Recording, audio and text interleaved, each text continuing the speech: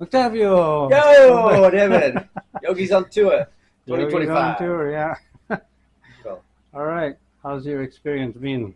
So many years of teaching, practicing, got your own school, your own massive following, doing great, spreading the word, turning people on. It's been awesome.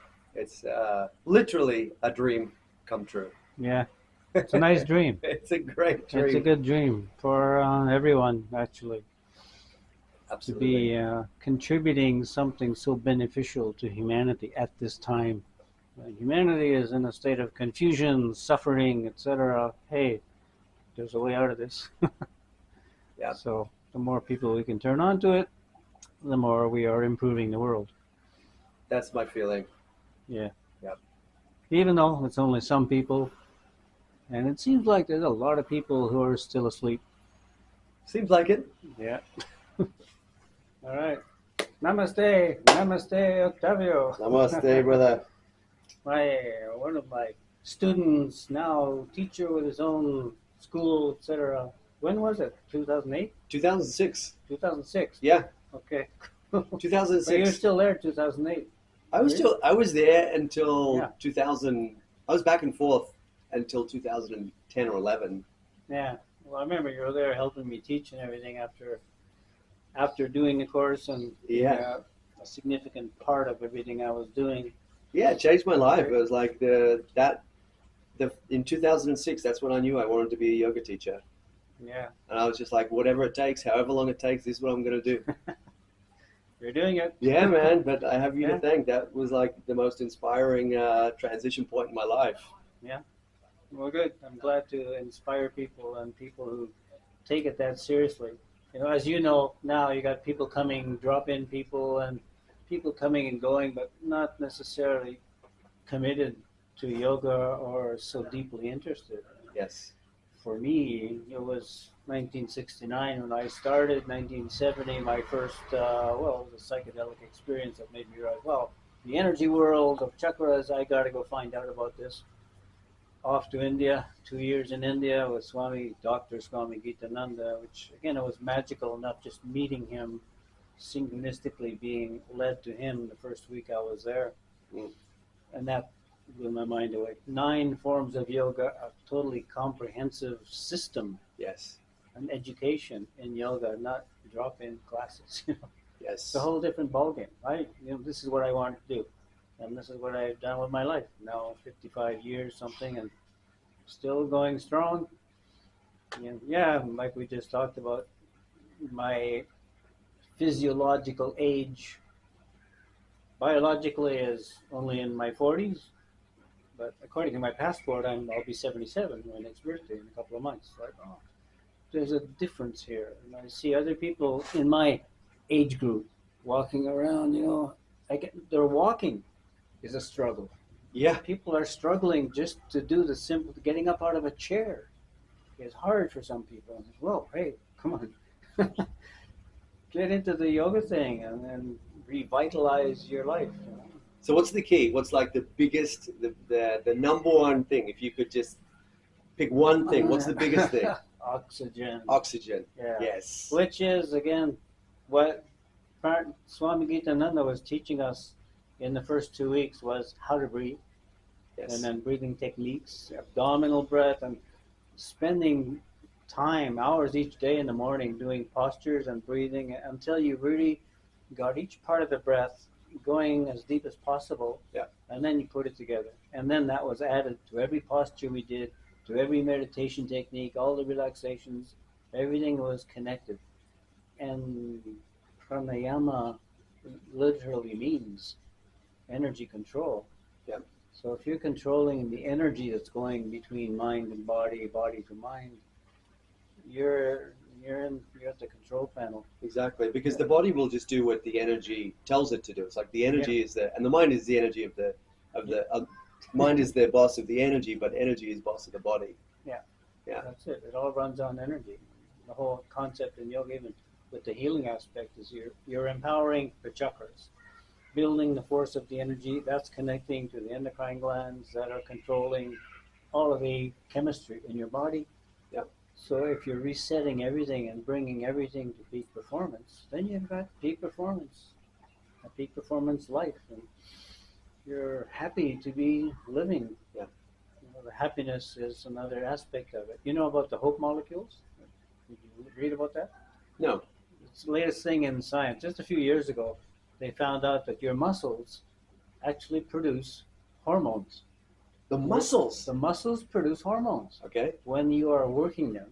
And Yes. if you are working them and supplying enough oxygen, they produce this hormone that they call hope molecules. Wow.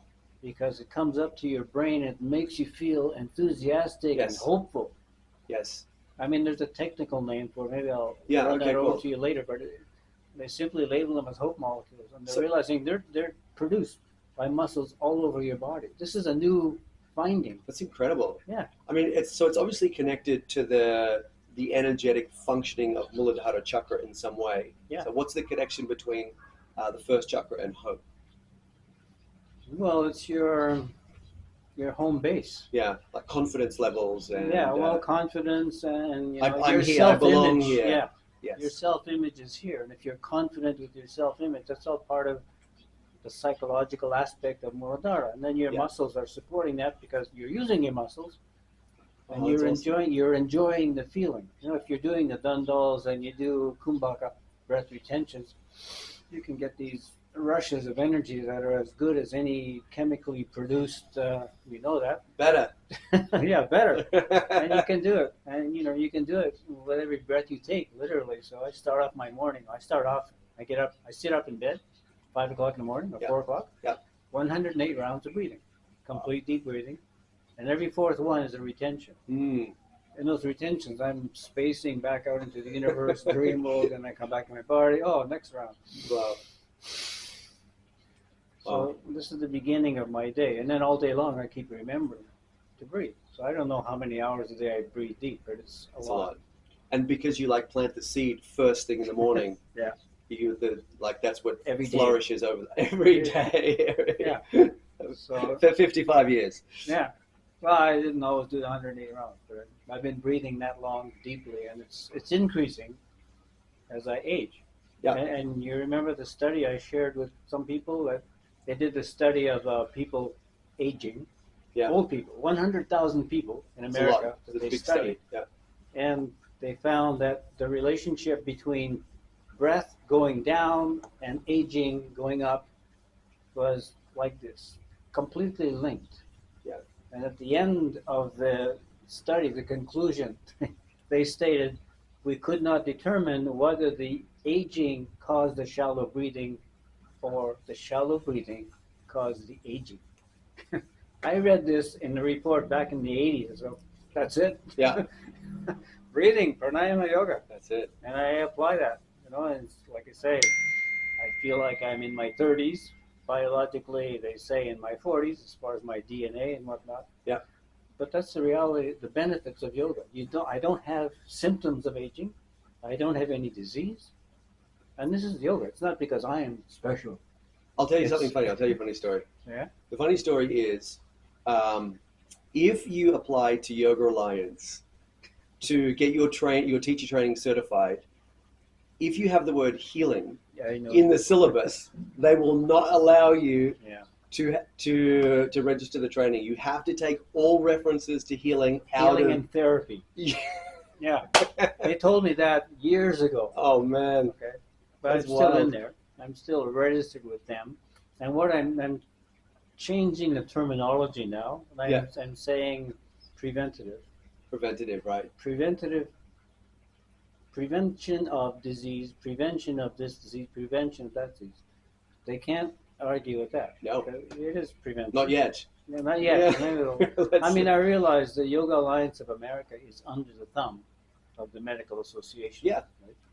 they're all So- politicians. Like if you go through the board of directors, they're all Yeah. ex-politicians. Yeah. Which is so bad. What does that have to do with yoga? Exactly. Nothing. Yeah. How many yogis are there in Yoga Alliance? Zero. Yeah. But I think that's it speaks to where sort of yoga is at the moment. It's been really taken out of the healing aspect and this, even the spiritual evolution aspect, and they're just trying to make it into an exercise system. It's a sport. It's a They sport. call it a sport Yeah. in some countries. Yeah, I mean, even here, Fitness program. we've got a fitness center. Yeah. There's no company, Category. there's no category for yoga center. There's only sport and fitness center. So Yeah. hey, okay.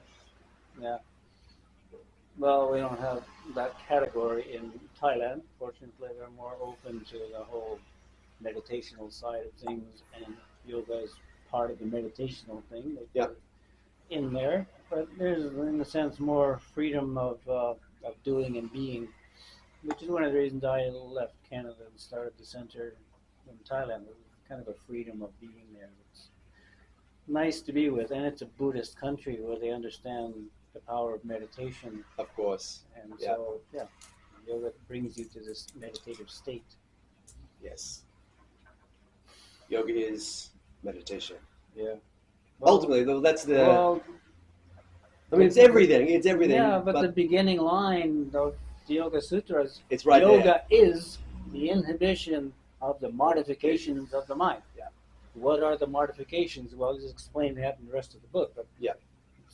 It's about all the of mind. this thinking. We're analyzing, processing, remembering, imagining the future, blah, blah, blah.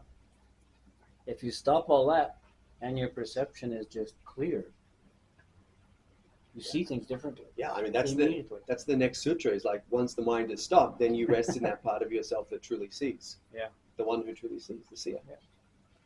Purusha, Atman, consciousness, that's the reality. And you know, when you have access to that and you learn to stop your mind, everything gets brighter immediately. If you get into thinking, the same energy that you're perceiving with goes through the whirlpools of the mind and it dulls the actual perception. And if you cut that out, the colors get brighter, Yes. the music gets more magical. Yes. And the breath is so critical in staying present, isn't it? It's like if we're present with our breath, the mind doesn't bounce. It's just like right there. Yeah. And the breath stops if you are not present and feeling it. So it puts you right in to the feeling. And the sense connected to Anahata Chakra is feeling. Yes. So when you shift back to feeling, you're in the present. Most people can do that, but not stay. Yeah. Now, with practice, you can stay a little bit longer, and you can go to the next breath and keep going with it. And the breath keeps taking you back there. You know, there was Osho, that most people know about, had this term of the gap between thoughts. When one thought ends and before the next one begins, there's this little space, which he called the gap. And by focusing on the gap, you can expand the gap. So the past thought is further away, the future isn't coming yet. And this is a way of dealing with the modifications of the mind. And when you're breathing, you're taking your consciousness out of this thinking whirlpool and into feeling. Feeling, yeah. And these are the two aspects. The duality of ajna is thinking and feeling, the masculine and the feminine. Yeah. And every time you shift back to feeling, you're in the present.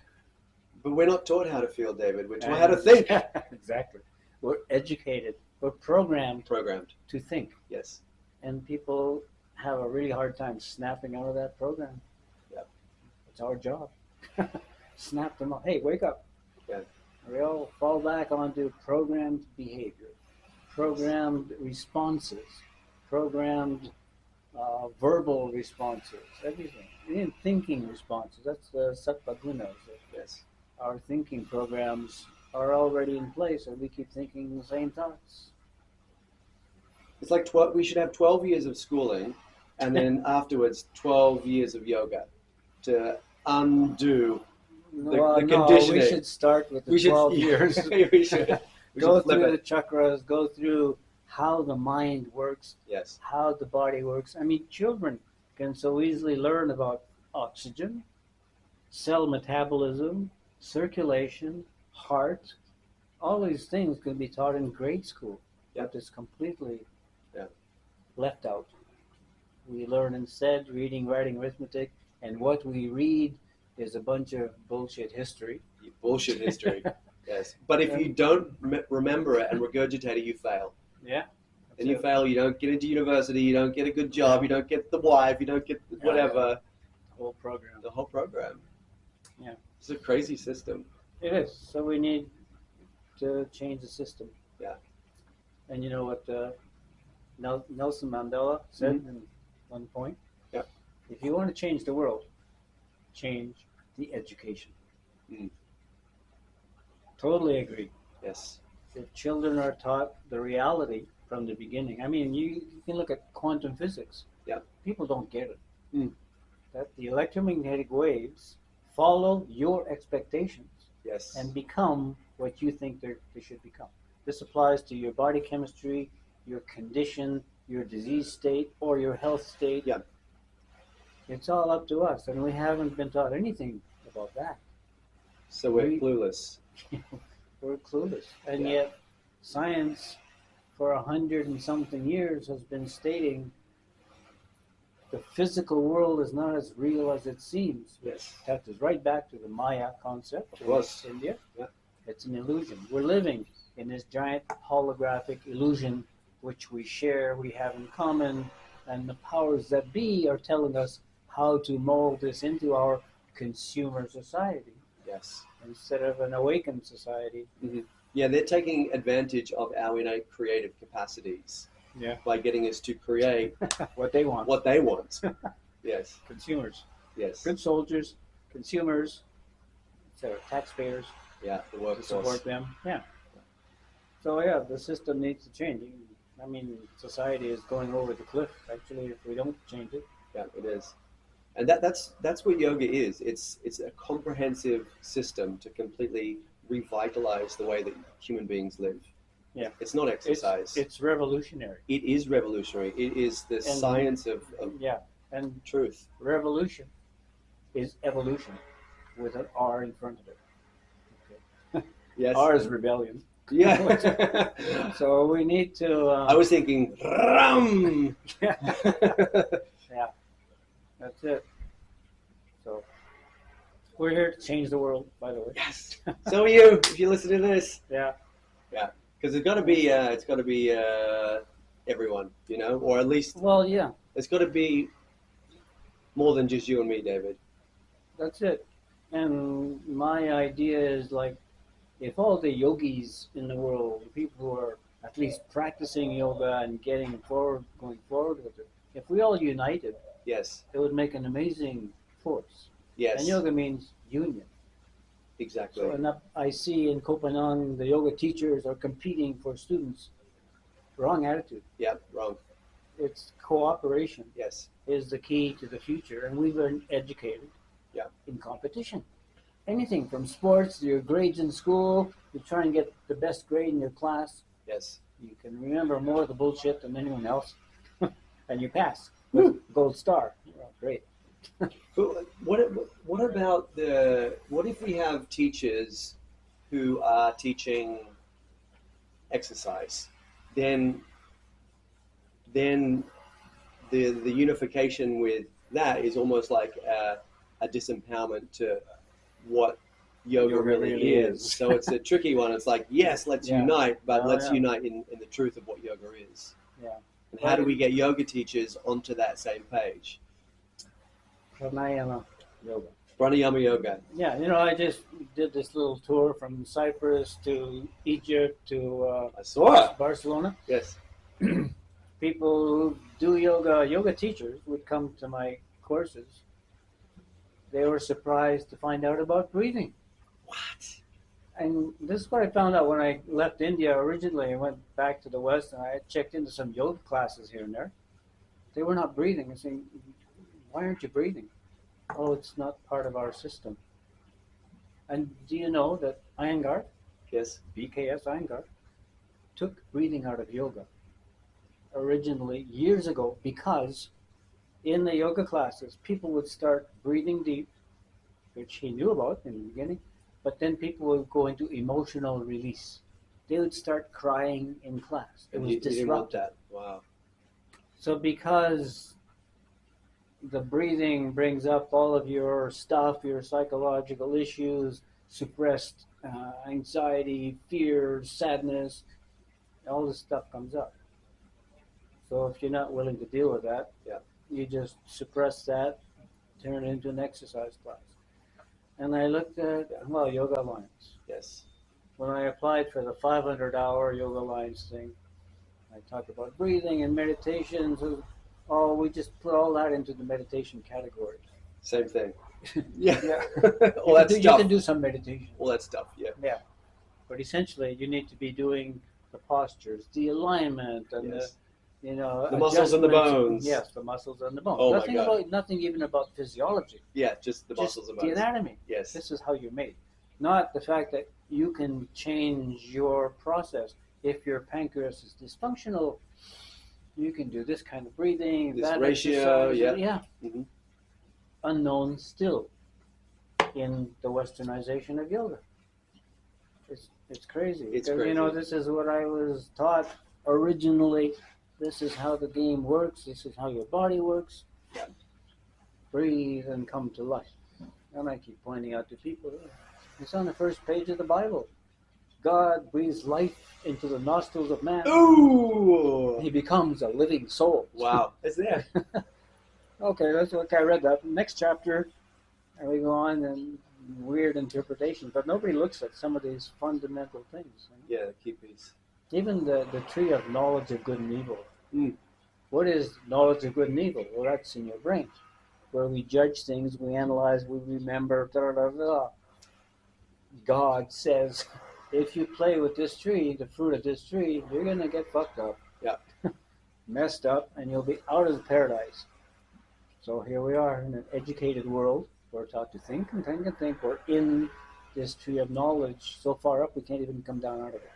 Yes. Down to the roots. Yes. Yes. Intellect is not the same as intelligence, is it? It's a very different kind of wisdom. Yeah. Yeah. Even in Buddhism, they use the word discrimination, which means to be able to tell the difference between this and that, Yes. between right and wrong, to be able to analyze your thoughts from a level of consciousness. And this is such a reality. You cannot analyze the mind when you're in the turmoils of the mind. You have to rise above it and then see how it's working. Yes. Putting together a whole bunch of negative thoughts and spinning you down into this negative whirlpool. And when you see that, you think, oh, wait a minute, I can stop this. Yes. And you do, because it's really an undesirable quality of mind to be able to bring all the negative thoughts together to make a story that hypnotizes your consciousness into this downward spiral. Yeah. Instead of, well, I'm going to create an upward spiral. And we can do that with energy when we're dealing with Laya Kriyas and things. Spin the energy clockwise and raise your consciousness above the mind. The realities of yoga, working with the energy world. Yeah. Because energy is right in between. It's like the most efficient way to work, isn't it? It's like, because it gets body and mind at the same time. It has a positive, if we use it correctly, it has a positive impact on both. Yeah.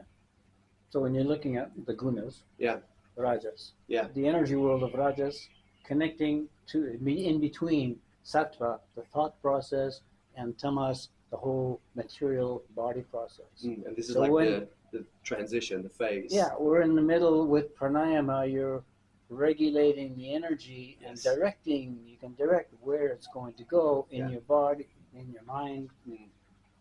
So you're taking hold. You're empowering yourself to be in the driver's seat. And most people are in the back seat.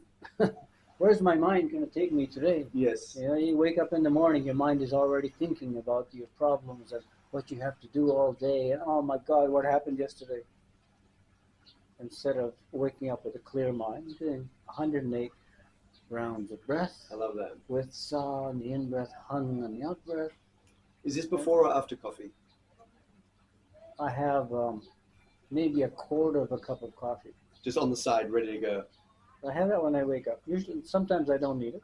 Uh-huh. But usually I have that, and then I'm really empowered to breathe. Yeah. I can't have a whole cup of No. coffee because then I'm off into production mode and thinking and okay, what am I going to create now? Let's take this project. So I don't want to take it that far, but enough to keep me awake. So wake up, little sip, and then 108 breaths. And then the breath, Love and it. and then the breathing is more powerful. Completely awakens me, and there's no chance of okay, I'm going to go back to bed now. Yep. And I follow that with Om Japa. Om Japa. Yep. Om Japa. 108 again, or 108, yeah. yeah, perfect. So it takes up an hour and a half before I even get out of bed. Sometimes I move around in the bed, I get circulation going a little bit more too. But Sure. then after that, I go into my morning practice, which is still Egyptian style yoga flow. Yeah. I like dancing to it. Yeah. Which I just went back to Egypt again, and the way they did yoga. And there's a book by No, it's Dr. Ramses Salim. Oh, okay. I haven't read that one. Okay. Right? No, excellent. He covers the whole. Uh-huh. He retranslates the Egyptian Book of the Dead Mm. as an Egyptian Book of Life. Yes. And he's explaining him and his concept, how he explains the chakras, exactly the same as the chakras. It's the same glandular connection, the same psychological process. And you can see, well, obviously these guys were teaching the same thing. Yeah, exactly. It's like, one of the big things in sort of modern yoga these days is this whole idea of cultural appropriation. And one of my comments is, well, it wasn't just in India that they were practicing yoga. It's in the Mayan tradition in its own way. It's in the Egyptian tradition. So it points to some pre-existing superculture, and then it kind of came out from there. So it isn't cultural appropriation. It's a celebration of what it means to be human more than anything else. Well, yeah. It's a human science. It's a science of human being. Exactly.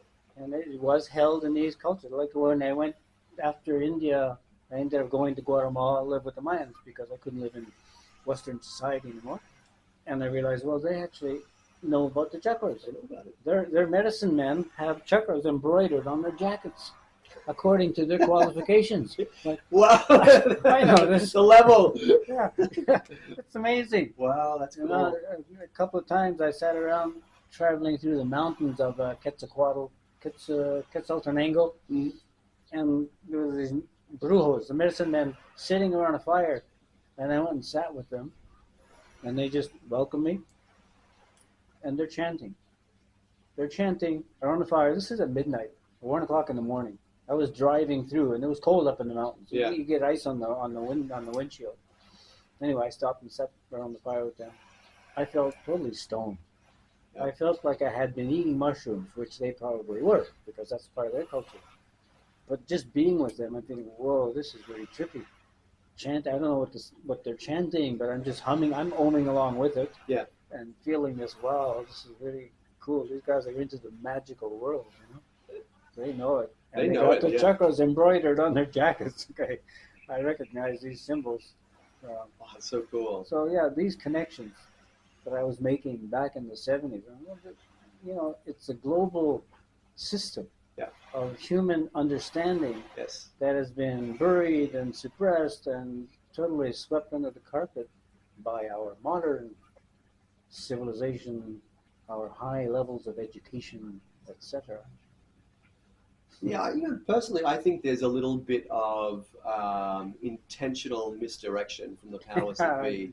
I think there is, because they know how powerful yoga is when it's practiced in its entirety. That if people caught on to that, they couldn't be manipulated anymore. They couldn't be tricked anymore into taking their medicines and following their systems. Yoga is self-empowerment. Yes. And if people are empowered and stand their ground and understand life, they're not going to follow somebody else's concepts and fears and worries about viruses, which was a big one. How many people fell for that one? A lot. And yet, how many people don't understand how the immune system works? Your antibodies target viruses, take them apart molecularly, analyze the molecular structure of the virus and make a complementary molecule in the next antibody that goes in and simply dissolves. You know, at the electromagnetic level, it's just all It's so vibration. cool. Yeah, it's totally cool. Nobody knows this, but it's miraculous. Yeah. It's amazing. Yeah. The human engineering is just a real trip. If we're oxygenated, Yeah, you gotta. they all require, all the white blood cells, again, Yes. they require a surplus of oxygen, Yes. and people don't even have enough for their muscle cells or their brain cells. Yeah, this is what was it, Dr. Otto Warburg Yeah, found, right? It was, Yeah. if you want to talk about cancer, it's lack of oxygenation at the cellular level. Yeah. That was what won him the Nobel Prize. and that's the reality. But how many people know that? You know, it's another one of these things swept under the carpet. This should be part of our educational system, It should. but it's not because it's not profitable. Yes. Pharmaceuticals are Yeah, profitable. well, That's what you learn about in medical Yeah. school. So in the introduction to my healing manual, I talk about the origins of Western medicine, and there was a conflict, a controversy between Pasteur, Louis Pasteur, Uh-huh. who discovered that there are bacteria in the days when microscopes were just powerful enough to see bacteria. Mm. They could see bacteria and they said, aha, they're the ones who are creating disease. Because they could find bacteria wherever there was cell deterioration, there was bacteria. Right. And Beauchamp, Uh-huh. the contemporary, was saying, well, it's not the bacteria that are creating the cell deterioration. It's the lifestyle, the bad habits, the lack of oxygen that create degeneration of the cells. Yes. And then the bacteria come and they clean up the mess. They don't cause the problem. Right. No. Western medicine was in its infancy, Yes. and they decided to adopt Pasteur's view Mm. of bacteria causing disease because this one was profitable. Right. And this is written in the old medical journals. Beauchamp's theory of cell deterioration was discarded Yeah. in the favor of bacteria because we can sell antibiotics, etc., etc. Yeah. And so the birth of pharma. Yeah. And it becomes a whole global profitable business. Trying to destroy the bacteria that's there, helping the regeneration of Yeah. the cell. Yeah. Just destroy You everything. have, everybody has more bacteria in their body than cells. Wow. The bacteria are servicing the cells. They clean up the cell debris. They clean up the leftovers, the poop that comes out of the cells. They Yeah. eat it up and Yeah. transform it into something else. Yeah. This is known now, Yeah. just in this century. So again, modern research has now shown there are bacteria everywhere. Yeah. And if you dig up a handful of dirt and you analyze it with a good microscope, Yeah. there's thousands and thousands of bacteria in every handful, if not millions. They're the ones who make the soil, naturally. Mm. They dissolve things. They can dissolve the minerals from the rock and make soil that then grows the plants. So they have realized bacteria is the foundation Yeah. of life. Not on the this bad planet. guy. Yeah. After all. Not the bad guy. They are the creators that support everything. Everything builds on top of that. So this is a whole new perspective. It's like quantum physics, it's a whole new reality. Yes. And we're not adopting this new reality. We're still in the old mainstream Newtonian physics. Yeah. And bad guys are the bacteria. There's no such thing as ether. Yeah. Ether's off the periodic table, Yeah. or it used to be right at the top. So, They don't want us to know about energy or bacteria. yeah. And the whole, have you read Quantum Revelation? No. Okay, I'll send you the book.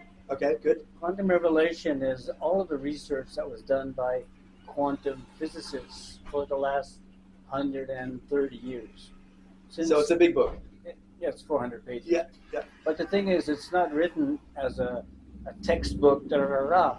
it's written in layman's terms of what the conclusion of these researchers Yes. about the world is not solid, it's not real. Yes. It's made of electromagnetic waves that take on the shape of atoms and molecules, and then they go on. The wave temporarily becomes an atom and then moves on unchanged. The next wave comes along, reestablishes the same atom, and moves on. Wow. It's a flickering, ongoing transformation, Mm. and you can learn to see this again with the psychedelic aspect of the ancient tribes. You see this. You take ayahuasca, Yeah. you're going to see this flickering. Mm. It's really there. So that's the And Patanjali mentions it in the Yoga Sutras. Oh yeah, where what? How does he say it? He's pointing out that the world is not constant; that it is forever changing pictures at a fast speed that appear like an old-fashioned film. If you slow down and you click, click, click, click, click, Yeah. it's known. And people have seen it with yoga. The shamans in Guatemala see this all the time. Now you got the ayahuasqueros coming out of the Amazon and in Thailand. Anyway, there's ayahuasca ceremonies everywhere. Right. Same here. It's one of the in things. It makes you see a reality that we don't normally see. Yes. And you can go in and see, if you understand what you're seeing a little bit, you see this flickering as if now everything is flickering and changing. You're seeing reality. Yes. And if you remember Bhagavad Gita, yeah. Arjuna and Krishna having this conversation, and Arjuna says, "Can you show me your real face?" Your real. He says, "Yeah, okay, look at this." And all of a sudden, you see it's all just flickering energy waves, and all the waves take on this shape. That it looks like demons or angels or whatever. Yeah. Or and then come back down. Wow, that's a vision. Yeah. Whoa. Yeah. So this is reality, and yoga brings you to that place. Yes, because our regular senses, they can't really perceive so much. We have to get into the higher senses to see. Yeah, you have to change your brain chemistry enough to produce DMT, which is produced by the pineal gland. Right. Under the right conditions. So that's really like what the third eye opening is really about. Yeah. Yeah.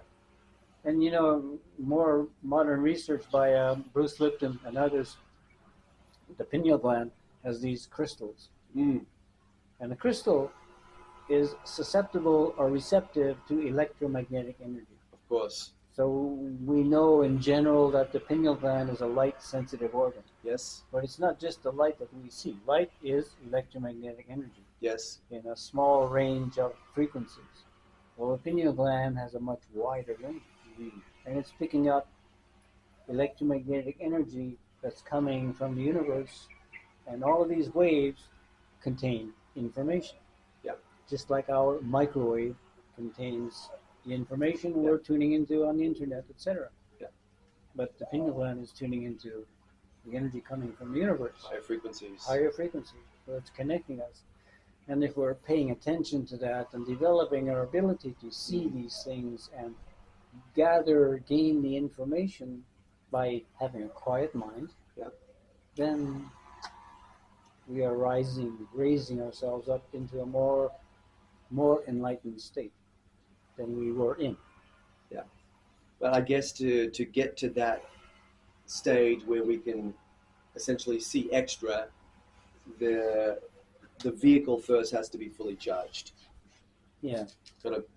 The body's got to have enough prana in it if we are to become sort of pranically receptive to higher frequencies. Yeah, and the prana comes with the oxygen, with the breath. He's coming back to the breath. Yeah, that's it.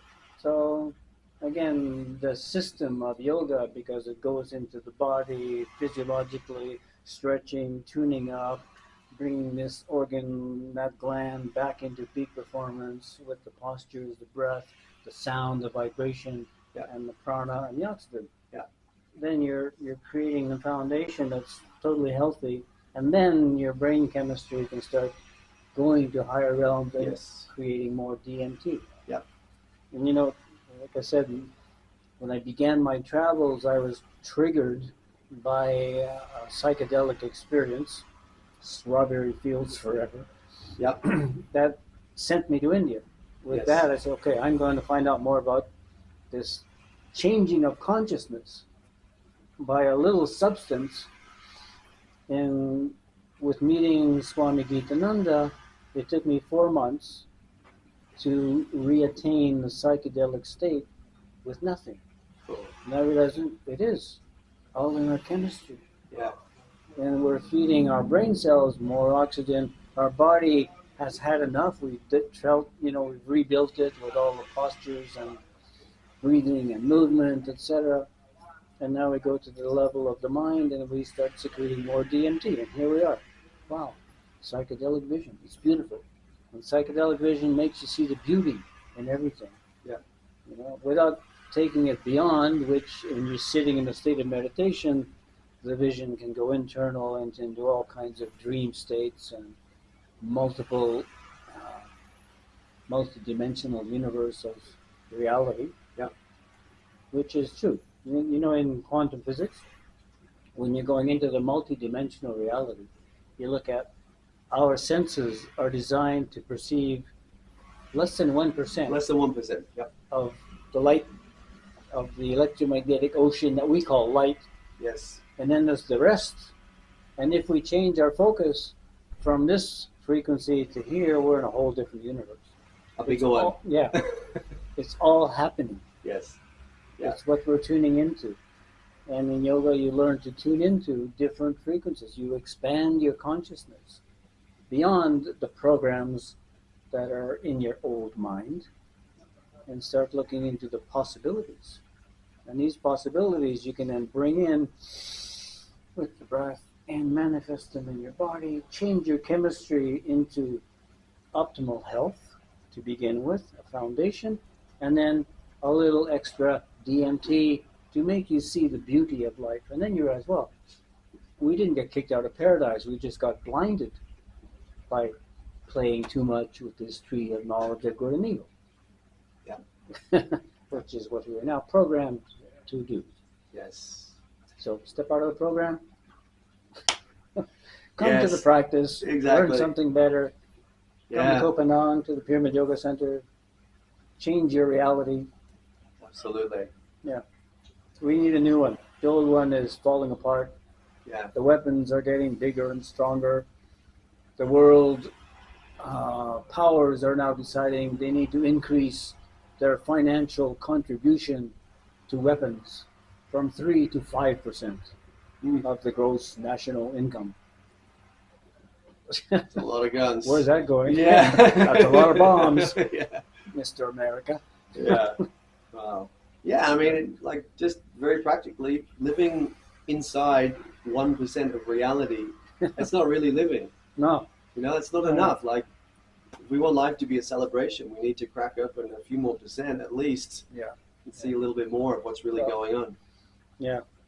I like in the last part of the sutra, as Patanjali is talking about, the changes in consciousness that happen when you start using more than 10% of your brain. And it's a nice description of potentials, Yeah. the developing of potential and possibilities, and learning to really feel where people are at and feel and hear what people are thinking. Yeah. All of these abilities are quite real. The cities, yeah. Yeah, the Yeah. cities are a Real. reality. And you can look at the movie Lucy. Yep. It's synthetically produced, but your yogi is using your own brain chemistry to produce those same things, same Exactly. abilities. Yeah. It's all in working with the prana, the energy, the electromagnetic energy, which is the ocean we're swimming in. Mhm. We can't see it, but we're in this ocean of electromagnetic energy. And it's formatting into a table and a person, another person, a cup of Blacklist coffee, Yes. probably empty by now, but It is. so the world is what we make of it. And this is quantum revelation. Yeah. The world is what you expect. It's yoga. It's quantum physics seems like yoga It- rebranded. It is. Yeah. It's quantum physics is the rediscovery of the chakra world. Yeah. It's all energy vortexes, which they're calling quantum fields. Quantum fields. But it's the same. It's the same thing. Yeah. It's science is reestablishing the old science of yoga, but the science of yoga has the methods, the techniques Yes. to work with this, To validate it. to validate and to work with the Yeah. energy and Yeah. actually do things. Quantum Yes. physics is up on the blackboard doing formulas, but they don't feel. Yes. Yes. In yoga, you learn to feel the Yeah. energy. You learn to feel it when you're breathing. You learn to feel the distinctive energy of the chakras. Yes. And that's the difference. That's what makes it non-dogmatic, because Yeah. it gives you a way to feel it. And then you know. And then you know. You're proving it. Yeah. Self-proving. Yes. That's why it's so good. Yeah. Yeah.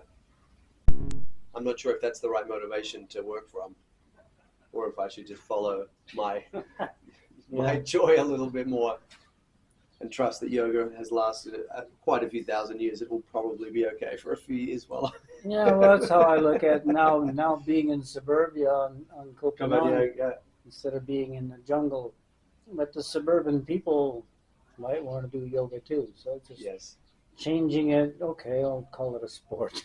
right. Or come in for a fitness program, and in there I throw in. Well, I teach everybody how to breathe. Yes, breathing and stretching and mindfulness. Yeah. There you go. Yeah. There you go. When people start breathing, they start waking up. It begins an expansion of consciousness. So, still a way of fitting into that, but I don't want to be plugged into it so that I can't leave. So Yeah. I'm bringing in training other teachers, and then, as you say, with traveling and teaching is kind of you're bringing new information to different areas. Yeah. And everywhere I go, I talk about breathing, I talk about chakras, and it's all completely new information. Even if the people who come to the workshop are mostly teachers. Yeah, teachers, not just yogis, like teachers. Yeah. Yeah. Like, wow. Okay. Yeah. So that's a new wave of possibilities for us to be expanding outward and doing these workshops and turning people on in whatever ways possible. Mm-hmm. Yeah, that's my question. Like, what is the next way to expand my offering and the teachings? Is it a location, or is it more expansion through sort of casting a little bit of a web out through travel teaching? Yeah. And I haven't really done that because I've had the practice for the last Well, I know you get 10, 11 years or something. Well, yeah, same thing with pyramid yoga. I get stuck there a lot. Actually, I started traveling when I first came to your place and did a workshop here. Yeah. And then I went from here to Australia, New Zealand, and then from there to Egypt. And then it began a chain of events, which was actually enjoyable. You like it? Yeah. Yeah. Yeah. Doing a weekend workshop or a few days or something is really easy. It's easy. Yeah. For you, for me, because we know what we're talking about. We can just put something together very quickly, and it's something new and different for the students. So, to me, that's getting the word out and turning people on to the possibilities of human empowerment, as I see it, and waking people up. And again, just teaching people how to breathe is the beginning of that. Inspiring them a little bit about the bigger universe, the energy world, the chakras. And again, I bring in a lot of the science of quantum physics, and if you read the Quantum Revelation, you'll see how that is backing up the whole energy world of prana, pranayama, chakras. So science has gone full circle to being absolutely materialistic, to now realizing everything is made of energy, and somehow human consciousness is molding this energy. Exactly. Unfortunately, it's going through the subconscious programs to mold what we are expecting from our condition. Yes. Instead of realizing, well, we can change the mold. Yes. It's not what I want. I want a new possibility. Yeah. And as soon as you make that shift, and it's a conscious shift, a shift in consciousness, where you become the driver rather than sitting in the back seat wondering where you're going to end up. Yeah. Where are the Rockefellers driving me today? Exactly. Yeah. Cool. Yeah. I mean, I think one cool thing is that people are getting more interested in the breath, but it's breath work is very big here, like breath work trainings, but it's not scientific. It's just a little bit more kind of like blast your brains out. Yeah, it's an emotional burst. It's an An emotional burst. emotional release comes out in whatever kind of bursting, laughing, crying, Yeah. trauma release. Yes. But yoga has a systematic progression again of learning how to breathe, the three parts: Mahata Yoga Pranayama, Ekadasi, Panchalaya, etc. Yeah. It's progressive. Yeah, it's And like it's a controlled demolition of the Yeah. programming. Yeah. Yeah, So, that's good. but breath work is at least making people realize breathing Yes. is a powerful tool. Yes. Maybe we can get you over to Bali to do a breath work training. Yeah. We won't tell Yoga Alliance that it's about healing. We'll Yeah. call it something else, but Well, pranayama yoga. exactly. They can pranayama accept yoga. that. Yeah. They don't know the consequences of it because, of course, they don't practice anything. Mhm. Yeah. Okay. Cool. Well, great to chat. Yeah. Let's do it again. Let's do it again. Let's stay in touch and Absolutely. keep spreading the word and the breath to all the sleeping people of the world. You too, man. Let's awaken humanity. Cool. All right. Thanks, brother. Okay. Thanks, you guys. Namaste. Namaste.